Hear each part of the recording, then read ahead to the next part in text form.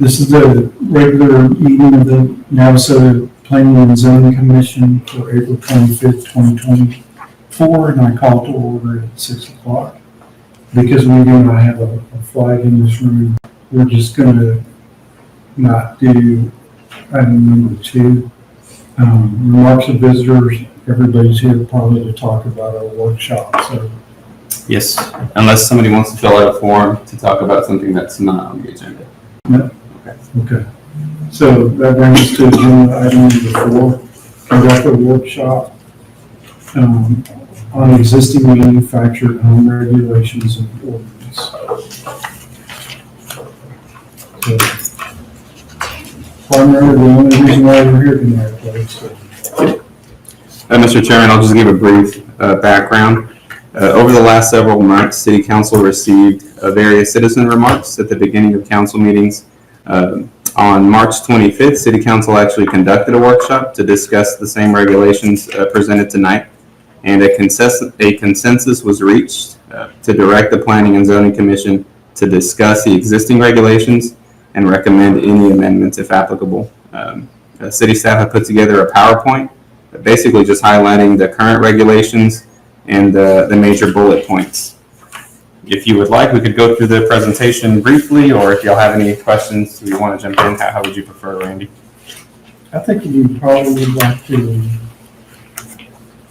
everybody's got the PowerPoint in their packet, so why don't we just jump in and. Okay. Extra package. Everybody agree with me on that? Yes. No, I was just wondering if any of the folks want to follow along with the packet.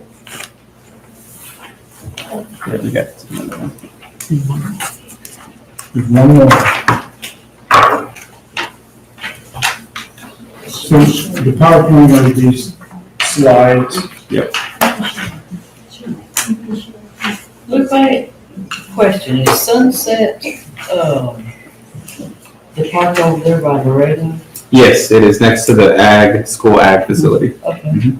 So what about that one at the end of Grimes, at the corner of Grimes and Judson? No, that's not it's never been officially designated or approved as a park. So while there is a lot of mobile homes on a single track, it's not an actual designated park. The only one is Sunset and then Brozig Avenue. There's a small one there. We actually received the original site plan showing that was in fact a manufactured home park at its creation back in the 70s. At Bros. At Brozig. But yeah, those two are the only approved manufactured home parks where manufactured homes can be replaced more than one time. So on Grimes Street, they could not add any more manufactured homes to that property. No. They've taken some away. Yeah, I know they've taken. They can't replace them. Yeah. Okay. They've done some replacements, but they just can't add any more. And if they remove one and it goes more than 90 days, then they lose that spot. Okay.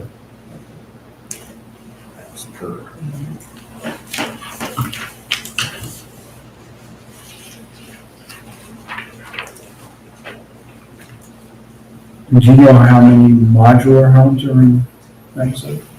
I think probably a handful. I actually ran a report earlier today just to see how many we've done, and we've done about 2 in the last 4 years. And before that, it goes into the paper records, and I didn't pull those. I just did the digital versions. So probably a handful. They show up on the inspection report as modular. Is that how you track it?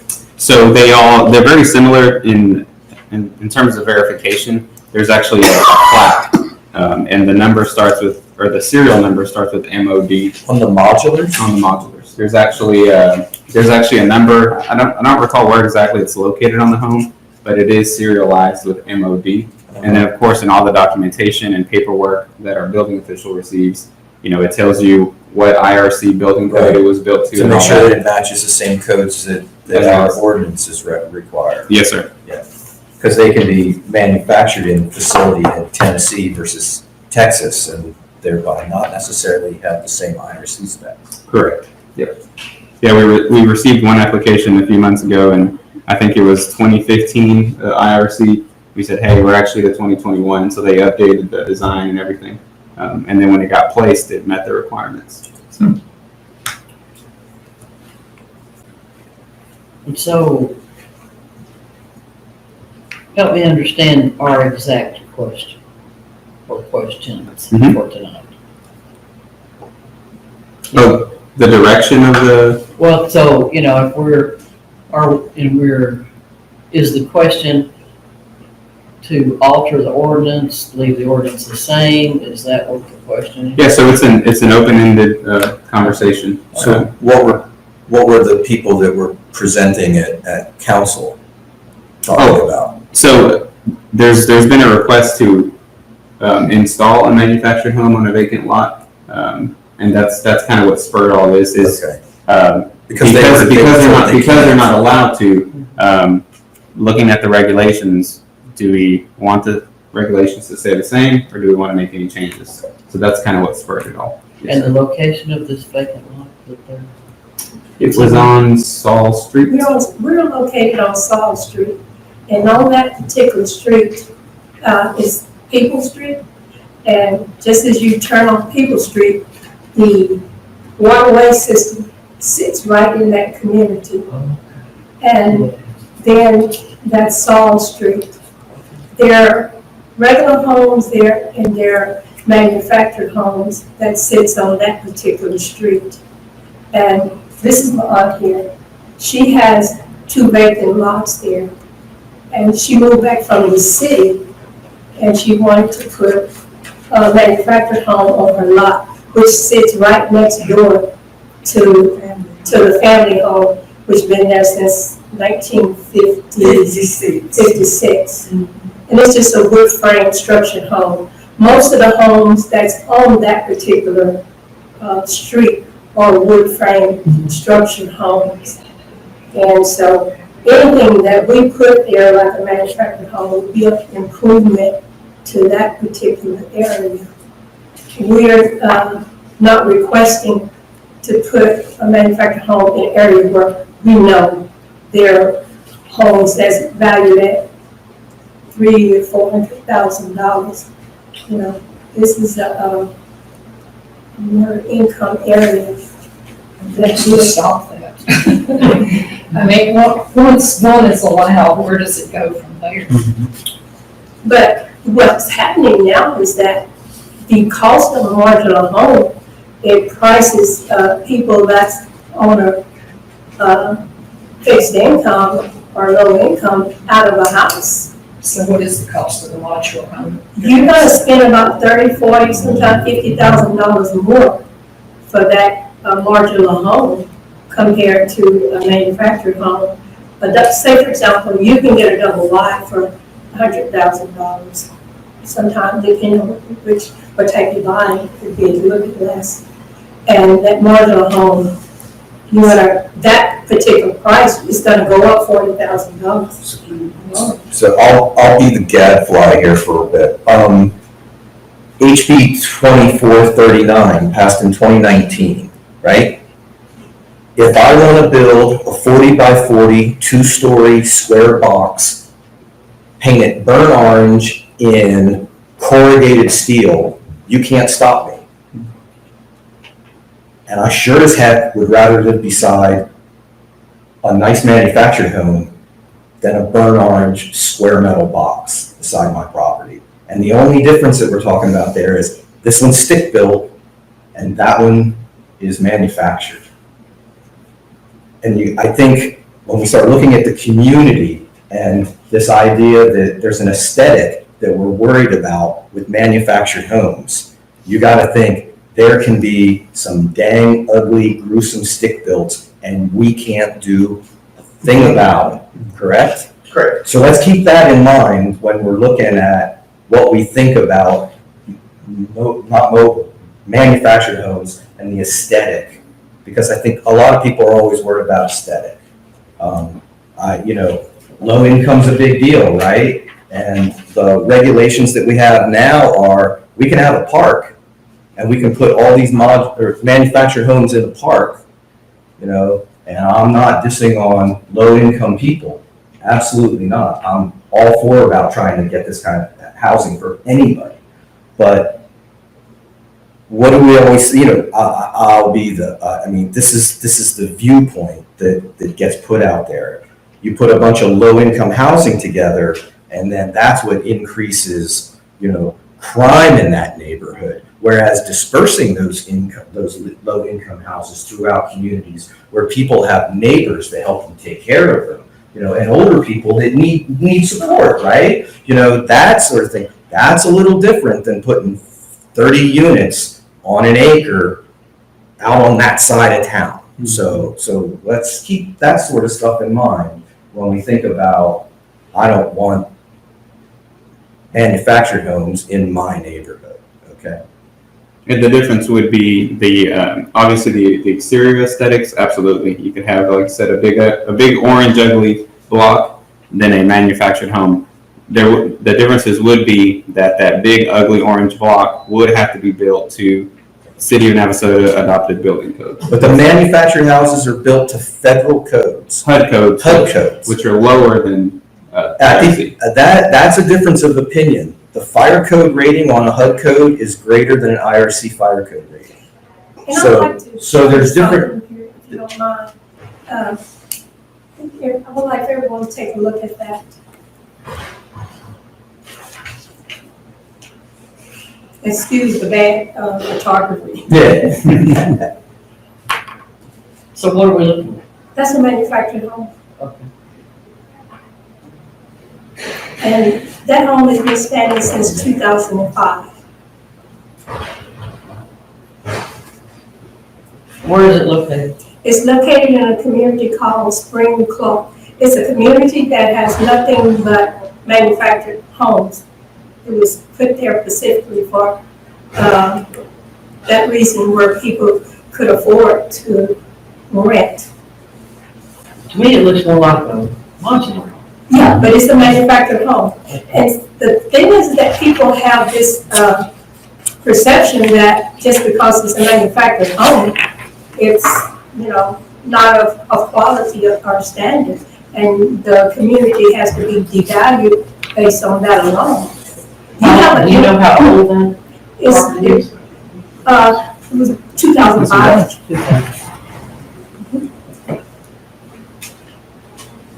Because, and the reason I ask that is it seems to, that the manufactured homes, at least in the past, have degraded more rapidly than most homes, and that's, been a problem. It's always go up to an individual. So let's go back to code for a minute. So do you feel like the city engineer has like a hard case on HUD code versus the IRC code that the city's working with? Because I read that HUD code fire ratings, hurricane ratings, and tornado ratings were actually greater than the predominant IRC code. And if you're looking at damage in this area, I mean, if you had a higher hurricane or tornado rating on your property, that would be a good thing. Now, I don't know what code the engineer is going to say is insufficient as compared to. Do you have any idea, or Jason? Do you? I don't know. I mean, I'm reading that. IRC code is a couple hundred pages, so I'm not reading that from a step by step. But I did see that one, because that was one of these, pro manufactured homes. It's like, look, these things are actually. Everybody thinks that the tornado comes and maybe the trailer on wheels still does, but I would say that most of these manufactured homes now, people want to put them on a hard foundation or a slab. They don't want to necessarily leave them on the wheels now. If they're financed through FHA, the requirement is that has to be on a foundation to get the financing. Yes, and the hitch has to be removed. The chassis and wheels are removed. Yeah. All that's removed, and they're sit where they're actually stable, they're tied down. The statistics I read were that over 60% of the manufactured homes are now sited on permanent foundations. So they're not staying on the frames.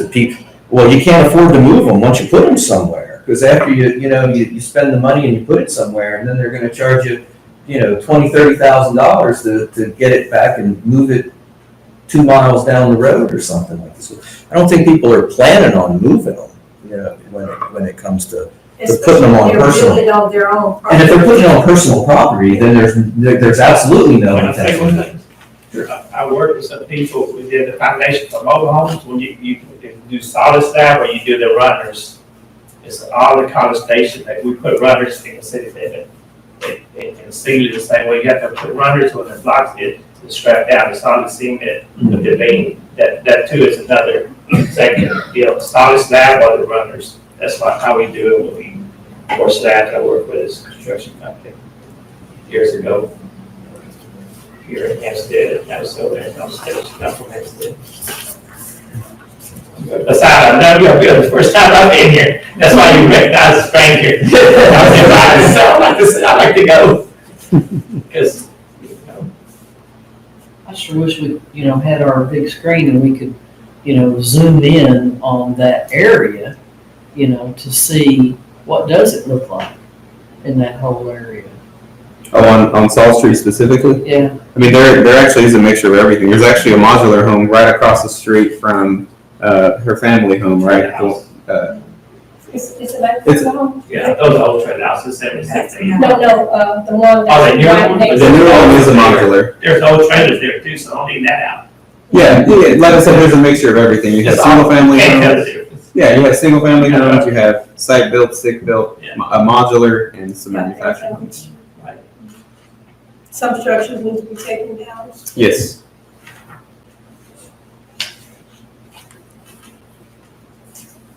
I know Mr. John Walla, he's not here today. I talked to him over the phone, and the only thing he wanted to relay to me, that I relay to the group, is he's very concerned about, if you allow a manufactured home, he's worried about precedent you're setting.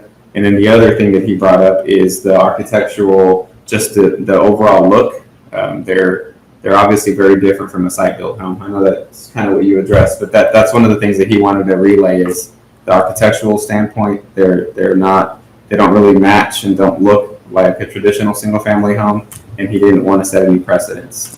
So he was in favor of keeping the ordinance the same. So those are the three things. Ethan I know I've been Coleman, out of banking a long time, but you could build a small home for what you're going to pay. If you go to a bank and try to get a loan for a modular home, a manufactured built home. Maybe 10 years ago, you could do that? Let's see. Build home builders, there's $200 a foot, so I don't believe you can do that. That's already like houses, so that's not, the new brick house is $400 a foot, because they have upgrade kind of tiles, marble, like you have here. But regular home build is $200 a foot. These trailer houses are already 2,000 square foot. I stay in a double wide. 2,300 square foot. I don't think I can afford 300,000 on my low income where I'm at. So we got a single wide for Clayton Homes. Double wide, 2,300 square foot, 76 by 30 almost. It's over 2,200 square foot.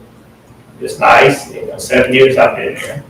To do a small house is $200 a foot, so we know we're near that for a $100,000 house.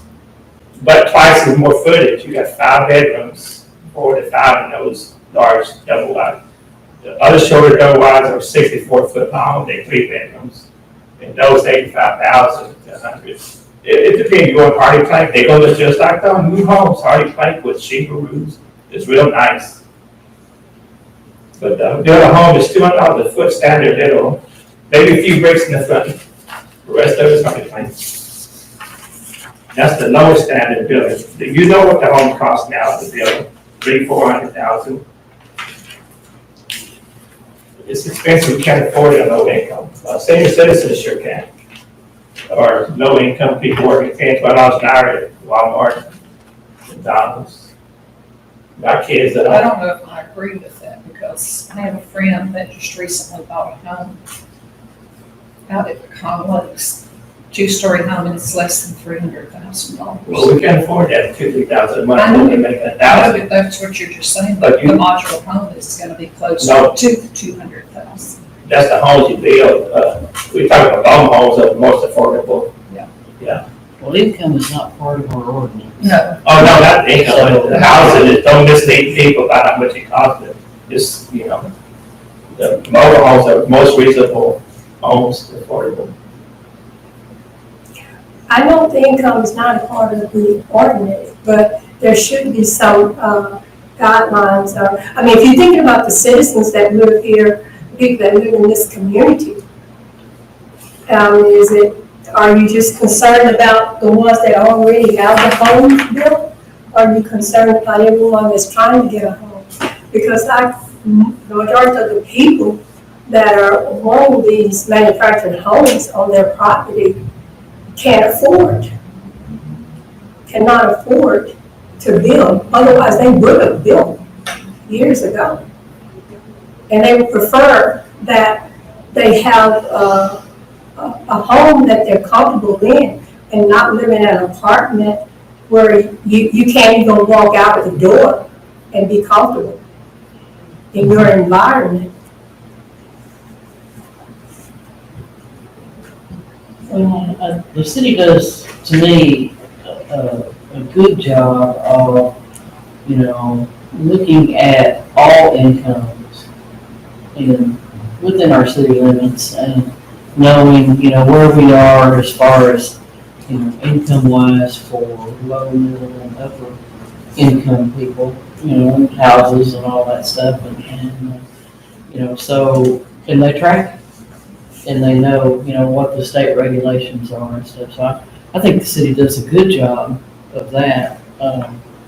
And so, you know, I don't know that we're, you know, I mean, planning and zoning certainly doesn't, that's not our job to consider income, but I do defend the city in the fact that they really do have concerns, and that they, you know, that they do that, and you know, that because it impacts everything around here, you know, from our schools to our businesses and restaurants, you know, and so thus it really is incumbent upon Mr. Weeks and his staff to know, you know, what's going on here, and to try to level that out, you know, like a bell curve. You know, you've got some, you know, low, and then you've got you know, the majority are in the middle, and then you have, you know, another level over here that has a higher income. So I think they do a really good job of managing that and monitoring it especially, so.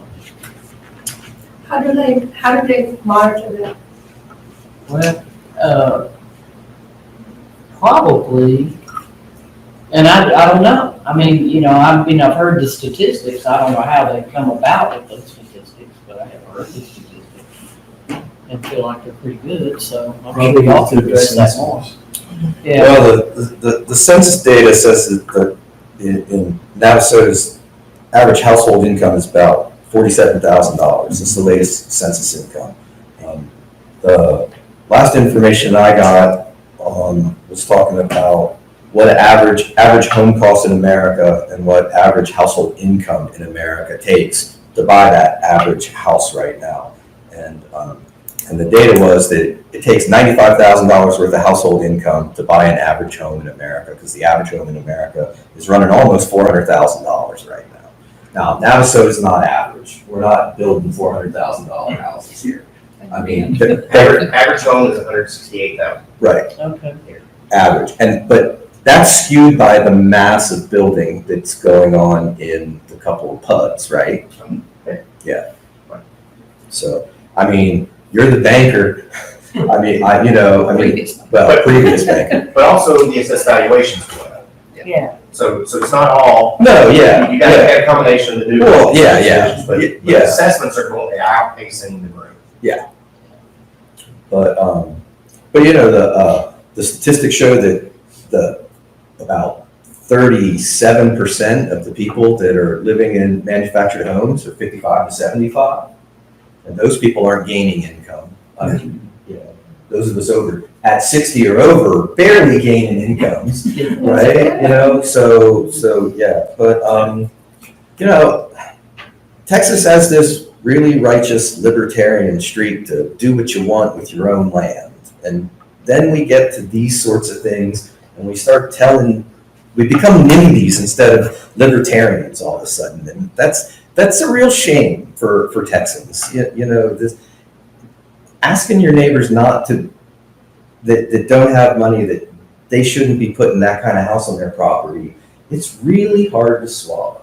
And I don't want to be that kind of town. I think there are ways that we can probably ask for manufactured homes to have a certain different aesthetic. Like if we were going to change the ordinance, we could mandate that the tongues be, you know, and that they're put on hard surface, or that they have to have a front porch put on the front of them so that they don't just look like a, you know, especially a single wide. Or, you know, do we say we can't have a single wide? It has to be a double wide if it's going to be a manufactured. Do we, you know, do you have that sort of thing? So at least, you know, if you want to say they don't look like a house, then let's make sure that it's a double wide and it looks like a house and not a trailer anymore, right? Something like that. Or has it, or yeah, I mean, if there's, you know, I mean, I know that increases the cost of the property, but it's still, I think, going to be, yeah, you're starting to push $160,000, $180,000 when you do that.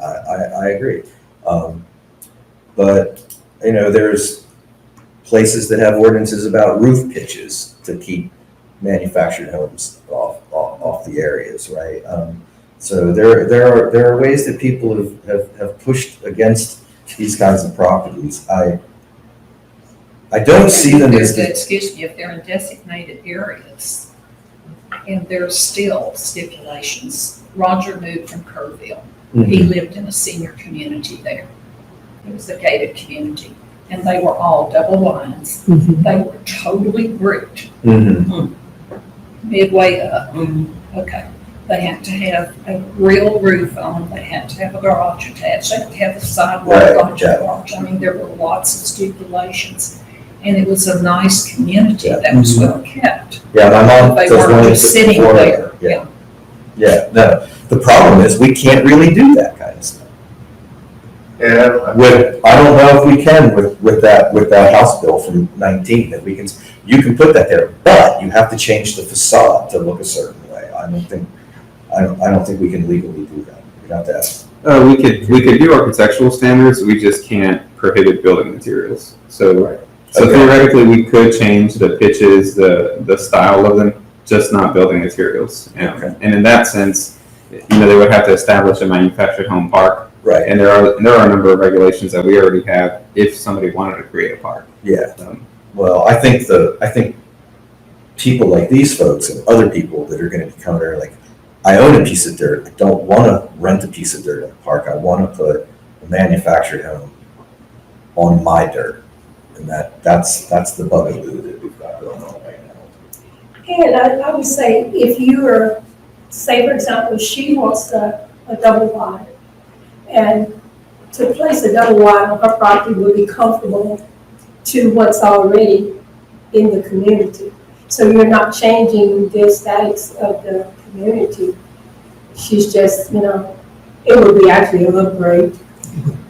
You know, Well, I don't disagree. I hear what you're saying. I just don't know how we can set one standard here. Well, that's always our issue as a group, is that, you know, love to accommodate you and make sure everything's good for you, but there's a lot of other people, you know, and then you're gonna get other people that are gonna get really upset by it, you know, not, you know. She got 2-3 lots empty, if she can't put nothing there, I don't think either one of us would build a $400,000 house in that poor neighborhood with trailers already, and of that value stuff. So me and you, and probably none of us in here, that got $400,000 to put that house next to their mobile homes already there. I put it It's in to the poor the neighborhood, it's our community, it's our community, No, it and has to stuff. be. So I'm kind of upbeat, Because, but it won't be no $400,000 brick house, you never, Where's that? you know. you know. They're in the regulations and stuff. Those houses where Because you the at park has to have now, a road. or where we got the one Internal south, access road. y'all got ordinance there saying no mobile already, probably in the nice neighborhoods, all these fancy houses. We can't go in there because you'll never sell us the land to put mobiles. So your property is safe and valued. Their property, our property, in the poor areas, we don't have. The banks, first of all, won't finance your house if you got trade house there, if you build a brick house. I already tried that. I lost ground, paid $8,000 for a resurvey of land, blueprints, contractors, everything. Turned down flat out because my dad's trade house in front. I got empty lots. I can't even build a brick house. The banks don't finance none if there's trade house issue or none. And our poor town is our community, we need some Road and stuff. to go by. Is there a requirement on square footage of the lot? I believe so. I think it's 3,000. I'm sorry?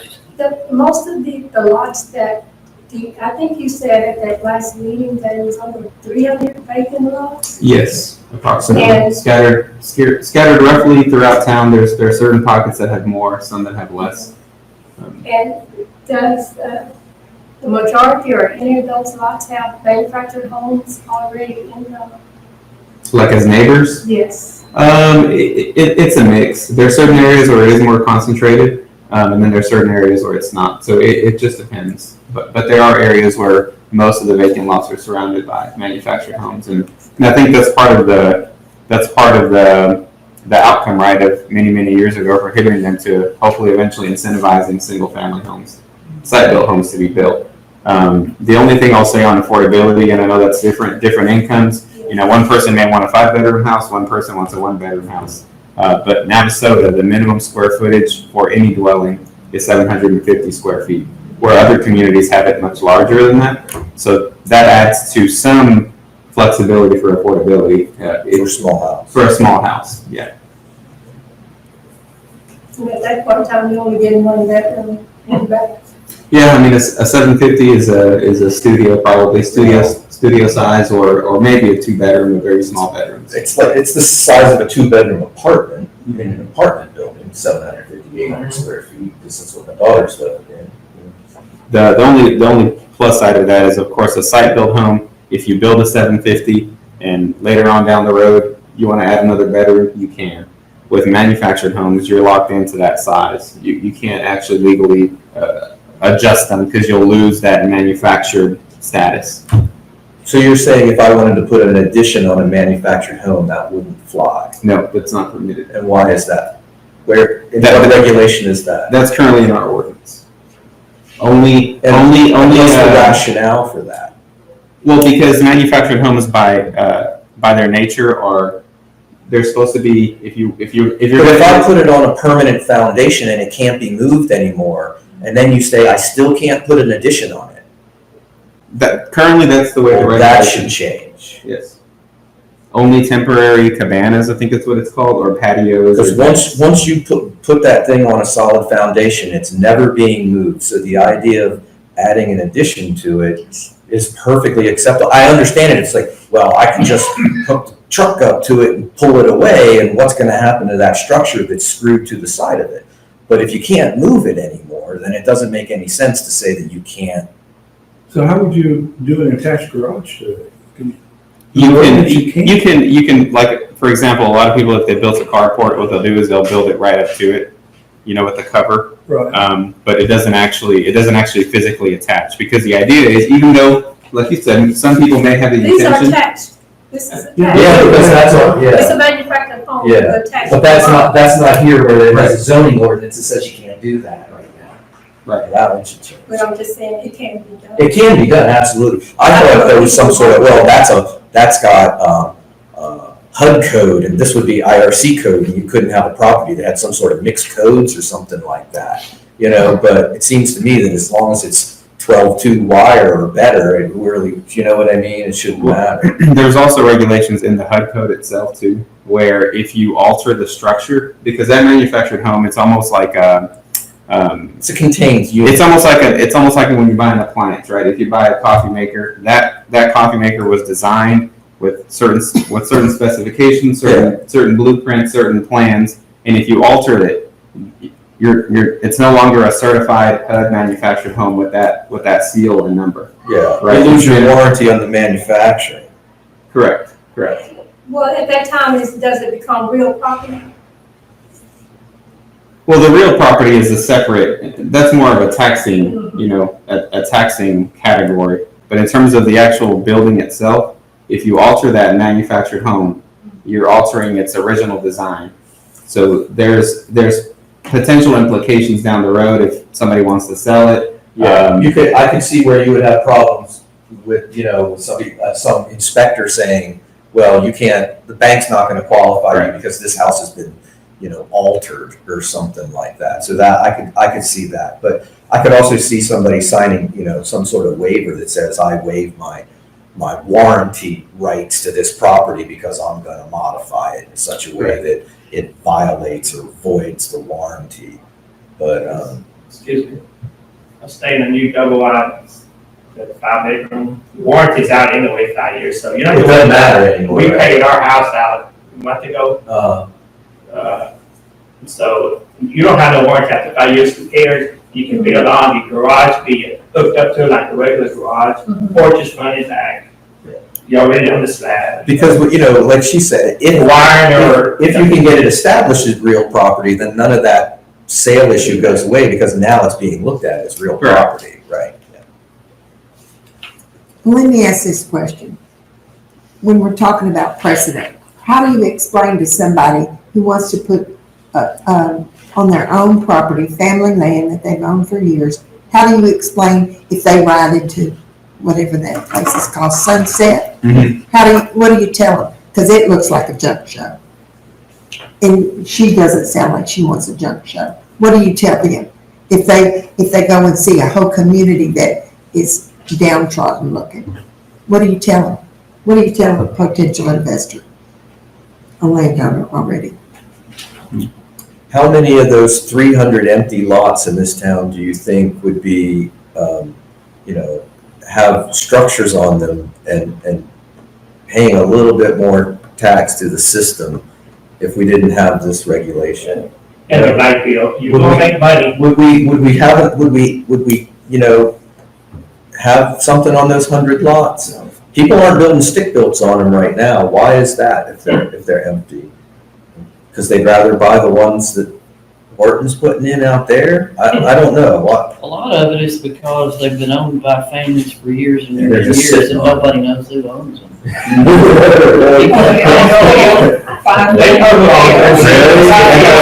Yeah. So you don't pay your taxes, y'all took the So land. we can't say that it's due to. Yeah, they know who owns it. If you don't pay the taxes, One person at a time, please. if you don't pay the taxes, they say they're gonna take your property as quick as it flies. No, sometimes it's 25 years Yeah. before they make Yeah. it. It's not the city anyways. It's the Yeah, they gonna get that first, we know that. Not in Grimes County. But we pay taxes, you gonna have light bill and the house tax, you're gonna make money, see this? Now, so everywhere you make money with these empty lots with homes on it. But yeah, I see what you're saying. They're empty because somebody's sitting on it and just doesn't care enough to put something on it. Or the Right. family's just waiting for another 5 years when the value goes up another $10,000. That's why investors buy lots. Yeah. It has nothing to do with building a stick versus a manufactured. Well, my question remains, what do you tell somebody like that? I mean, Yeah. I'll tell you the answer. We have an ordinance. Yep. That's the answer. The answer is the people as a whole, right, have adopted that ordinance. That's That, it's in the books. It's on the books. That's the answer. Well, I don't know, I think if we choose to revisit the ordinance and make any changes, that we need to look outward from our own community and see what goes on in other communities, not only 10 miles down the road, but make us a big look and take a look and see what are other towns of our size doing. I don't think we should I think we should do our research. If we're gonna make any changes, we should research. During the council hasn't had any discussion on this, they just threw it back at us to make up something for you to talk about? Is that the way it happened? We had discussion and figured that it needed to go back into the whole system type thing. Okay. agree. And that needs to take I it do back agree. to planning and zoning. And did anything come out of your deliberations? Yes, we sent it back. We decided it'd be in your best interest. Point made. You to decide. That it was an important enough thing that we needed to look at it. Yeah. So we need to look at it. And that needs research depth. and due Yeah. diligence. that So we don't- when was the last time the ordinance was updated? What was that? 2008, 8, right? 08. 16 years. Yeah. I So just think one we need to thing I would do say is take a picture of a manufactured home built 16 years ago and put that beside a, manufactured home built now and use $2008 and equate it to $2024. And if that was a, $13,000 mobile or manufactured home, and now that means it's an $85,000 manufactured home, and look at the difference in those two structures, because the ordinance was written with people looking at an image of this kind of property, But we not never, this kind of property. I was sitting on planning and zoning, and we did not, think, in terms of dollars. And that's still not our mission, is to think in terms of dollars. And so, I'm not sure that that's a good part of the research. I think we just need to see what other, and there may be other things. we have. So if you're not looking at cost, what are you looking at these? Is it solely aesthetics then? You definitely can't It do wasn't that. then. What was it then? It was, what the citizens of Navasota were interested in as well. Not an aesthetic of a particular house or location or anything else. But, we all represent the people of Navasota. We don't just represent ourselves or one other person. And so, we asked the public, what do you want? And maybe we ask the public again. I think that's fair too. No, absolutely, I agree. But I don't think that we just, I think we need to do diligence on it and see, do our research and really study this process and see what's going on in other communities and then ask our stakeholders. So Dia, back in the days when these started, Yes, when ordinances started going into place in most communities, that they were looking at the assessed valuations based on your neighbors. So the neighbors would come out and say, we're not for it because our value of our home's gonna go down. And so now you devalued our home. That's why they were against it. So that's where part of that, where it Yeah, I first can see that. came across Yeah. back in the early I 2000s. thought you were really worried about the money issue. I stayed, double wides in the back half, front half, of the two-story house. Our value as much as those two-story houses on the tax record. That's not true. yeah. Yeah, That ain't got nothing to do but with- you should be able to find data But our on value things like that, like double. a neighborhood that's had X amount of Hell, manufactured homes put into it. It now has, 15% manufactured homes. yeah, ours. The neighborhood beside it has 2% manufactured homes. Yeah. What's the increase in their assessed values and these assessed values, and prove whether or not those effects I occur? understand that was just. No, that was a theory. yeah, no, but that should be able to be data mined. Yeah, And to compare those values.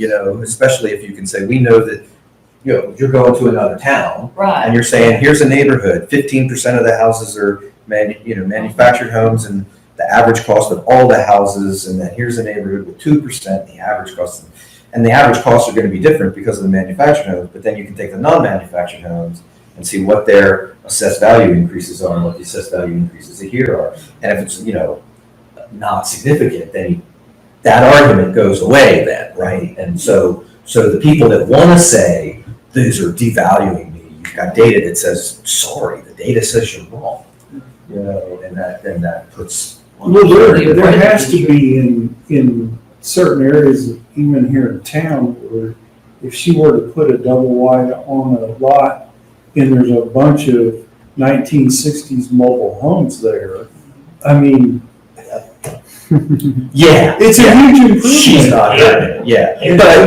but that's the whole precedent setting, right? Yeah. Because if they want to take those 3 lots that are on the backside of Dia and put manufactured homes, one by another right there, then what's that do to her property and the 2 people that are on the opposite sides of it? That's the question, Yeah. right? So, Just remember Stagecoach. Yeah, they did it out Yeah. in North, yeah, you know, that got shot down. And they wanted to do modulars. Yes, that was modulars, yeah, but that wasn't us, that was TxDOT. No, no. No, we didn't. We didn't like it, but we, Right. PNC, no, we did not pay Yeah. for Disapproved. it. TxDOT. TxDOT wouldn't let him put the second road in. Because, yeah, they wanted to put They the wanted turn drive lane in, and lane, the guy didn't want to give up the property. Well, I'd have to go back and look at the minutes and see what, We never voted on it. I don't That's think we correct. did. We did not. I don't think That's we right, we did. did not, We voted because on it. Carrie was in the room and. And it was the whole, you really can't do this, it'll Yeah. take us to court. But Texas You weren't here yet. denied the project. Yeah. Right, because of the second road, and he didn't Right. want to drop it to less than 34 units or whatever, so that he'd only need 1 road, Right. or whatever that was. Because his road was coming in off of Stone Ridge. Yeah. And when but to put the number of units in, he needed 2 roads in, and he wouldn't do it for less units, and TxDOT said no. Well, you know, I mean, That was for what some my reason, question. we're building houses that have no front yards now, you know, because they're all concrete, even on Church Street.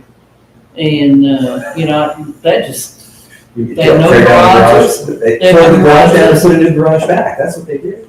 well, that's, the house looks like a garage. But, you know, but they tore, I don't know what, I think there were vacant lots, I really don't remember. No, you mean those, yeah. Yeah. I thought you meant the ranch or the corner. Yeah. Those are, there's 3 homes there. Yeah, and they're all concrete front yards. You know, and so, I mean, that's not something that I aesthetically pleased about, but that's not, it's done I my did way. So, Yeah, but it kind of matches the homes across the street. mhm, They don't yeah. have garages either. Yeah. I And think really, we need high this much, raised is the front yard is not as wide as this. table. Yeah. I think we need to have yards that high raised eggs for the grandkids. And Yeah. and trampolines and just See, swim this in is the back. gonna be a parking lot. Well, I agree with Dee, I think there has to be more thought put into Yeah. this before Yeah, I we really decide, yeah, even mayor. And, you know, and yes, it was written in 2008, and boy, have a world changed, you know, in all of that time. But I do think we should. Yeah, that's when everybody lost the value on their properties too, right? I mean, that was another reason that probably stoked the fire about, I just took a hit with this property downturn. I mean, I didn't live here in 08, so I can't say how it affected you guys, but, you know, I know what it did where we were. Affected my bank, my whole, you know, there was Yeah, a yeah. big financial Yeah, collapse in no, but the 2008. property failure was a big deal too, and I can see other people saying, I've taken a big enough hit already, don't tell me that you're gonna put those manufactured homes beside me and make me take a bigger hit, so I can see some response in that way. It was the end of the life cycle of the old mobile homes. Right, from 76 to 08, They were they were falling done, apart. right, Yeah. yeah, Those And are- you know, those are- it those are really mobile is- homes coming apart. Yeah, and it really is a thing too, you know, it's a mindset, I mean, that when, you know, you still think of mobile homes as what you think of them as from the old ones, but these manufactured homes aren't quite the same, so, yeah. Mr. Chairman, staff suggestion would be for you to assign a subcommittee. Okay. Of two commission members and work with staff on whatever we need to bring back to the full commission. Commission, perfect. Do I have 2 volunteers? I volunteer because I love data digging.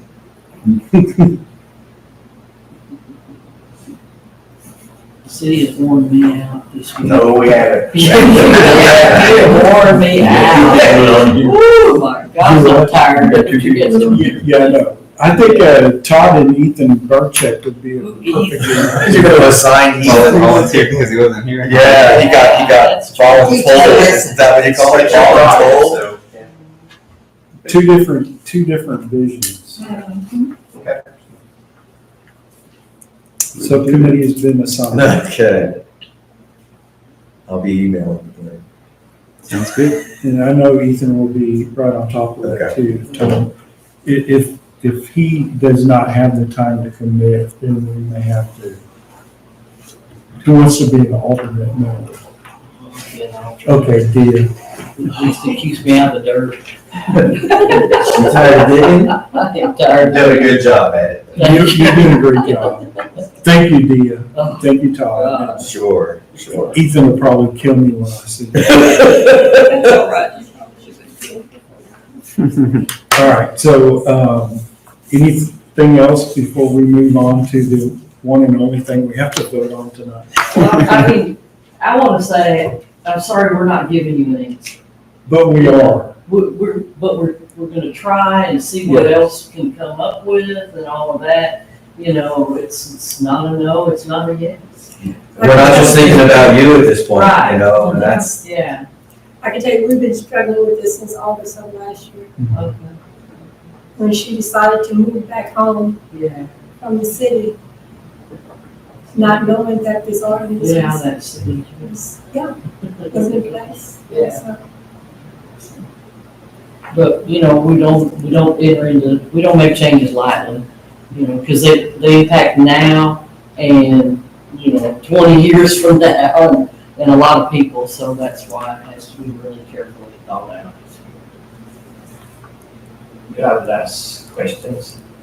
So I worked at Grand Pico in the year 1996 to 2001. Is that operational manufacturer mobile home back there still in operational today? It's called Champion Homes. Okay, so we got a factory here building these nice homes. You're already collecting taxes off of their property, they bill sales taxes amount. So if they can build in town, I think we can bring them in town, in our community. Just, if y'all don't want to track the houses, I guess you can't tell that company to leave out of town. They make modular homes. they're modulars. Is that the modular assembly plant? Most of it's Yeah. mobile homes on wheels. they are, because actually, this particular company right here in Navasota supplies, a park right there in the Houston area. It's not actually not in the It's- city of Minnesota. It's, and the park is TJ. beautiful, those homes that they put. Some places you can't put modular homes here because the day cranes, you ain't better go in there, lift them up. I'm gonna tell you right now, them cranes cost $25,000 to move a house on the property. You might pay $180,000 for the home, but you add another $25,000, $50,000. If it's 2 or 3 section mobile home, they got 3 sections now. It'll cost you $75,000 for the crane, you know, to bring it. And most of the streets is not capable of bringing that crane there for modular. So you got too many power, and you don't have a problem, they're 80 foot long. Oh, you know, That's what it costs. That's what it- What it costs. you might pay $180,000 for that home, but the crane gonna cost you $75,000, $50 for double wide. It costs $5,000 to move for 3 sections. So that crane system, somebody when you can go in there, try to drive it in there. Yeah, I'm not cutting you Oh, off. no, sorry about that. I got this. We need to move on and take care of business. We're gonna look into this, with our subcommittee and, we'll get back to us and it'll be on a future agenda. So, agenda item number 5, consideration and possible action on approval of the meeting minutes for April 11, 2024. And I did not see anything that was mistaken. I make a motion we approve the minutes as written. We have a motion from Commissioner Copeland to approve the minutes as presented. I'll second. A second from Commissioner Wisner. All in favor, signify by saying aye. Aye. Motion carries, and that brings us to item 6, adjourn. And item 5. Oh, it is 6. Yeah, 6. It's 6:54 PM.